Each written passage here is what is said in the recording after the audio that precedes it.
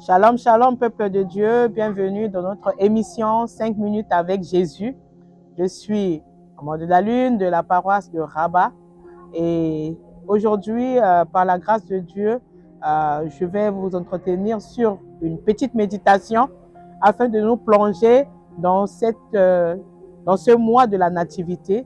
Et le texte que le Seigneur a mis dans mon cœur pour partager avec vous en ce jour se trouve dans le livre de Ésaïe, prophète Ésaïe, au chapitre 9, versets 1 à 6. Je m'en vais lire dans la version second 21. Le peuple qui marchait dans les ténèbres a vu une grande lumière. Sur ceux qui habitaient le pays de l'ombre de la mort, une lumière a brillé. Tu rends la nation nombreuse, tu augmentes sa joie. Elle se réjouit devant toi comme on le fait lors de la moisson, comme on jubile au partage du butin. En effet, le fardeau qui pesait sur elle, le gourdin qui frappait son dos, le bâton de celui qui l'opprimait, tu les brises comme tu l'as fait lors de la victoire sur Madian. Oui, toutes chaussures portées dans la bataille et tout habit roulé dans le sang seront livrés aux flammes pour être réduits en cendres. En effet, un enfant nous est né, un fils nous est donné, et la souveraineté reposera sur son épaule. On l'appellera merveilleux conseiller, Dieu puissant, Père éternel, prince de la paix. Étendre la souveraineté, donner une paix sans fin au trône de David et à son royaume, l'affermir et le soutenir par le droit et par la justice dès maintenant et à jamais. Voilà ce que fera le zèle de l'Éternel, le maître de l'univers. Alors, cette portion de lecture concernant la prophétie du prophète Ésaïe se situe à une époque où le prophète Ésaïe fait entendre un message au peuple d'Israël qui arrive à un moment très sombre de leur histoire, un moment très déprimant de leur histoire. Le peuple de Dieu passe par des bouleversements jamais vécus auparavant. Les problèmes sont si grands que c'est la panique générale.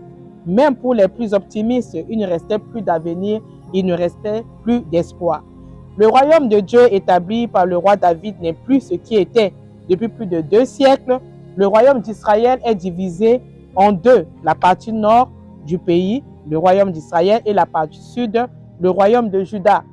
La paix et la sécurité promises au peuple de Dieu ont été ébranlées par des querelles internes et des divisions internes. À cela s'ajoute le fait que d'autres dangers plus grands surgissent et menacent l'existence même du peuple et du royaume de Dieu. Le roi de Juda, qui s'appelle Akaz, est le successeur de David, son ancêtre, sur le trône royal. Il devait représenter ce gouvernement de Dieu et assurer la stabilité et la justice dans le pays. Mais cependant, c'est un roi infidèle qui fait tout le contraire de ce que Dieu lui demande. Il est très loin d'être digne et de porter la couronne de ce royaume. Motivés par des intérêts politiques, les gens du royaume du Nord veulent sa perte et cherchent à anéantir la nation de David, le royaume du Sud. Pour y arriver, on s'unit à un peuple voisin, les Syriens. On se met ensemble pour écraser ce qui reste du petit royaume de Juda.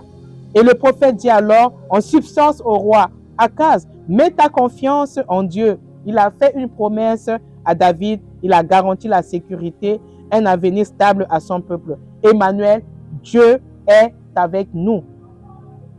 Ne cherche pas d'appui ailleurs qu'en lui. C'est Dieu seul qu'il faut craindre. Mais Akaz n'écoutait pas.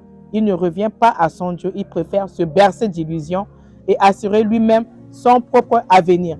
Bien-aimé, dans cette obscurité, dans ces ténèbres que le peuple, dans ce moment désastreux que le peuple est en train de traverser, on nous fait la promesse de la lumière. Cette lumière qui n'est rien d'autre que le Fils de Dieu, qu'il a promis, qui devait venir pour pouvoir libérer ce peuple sous le joug de l'oppression qu'il subissait.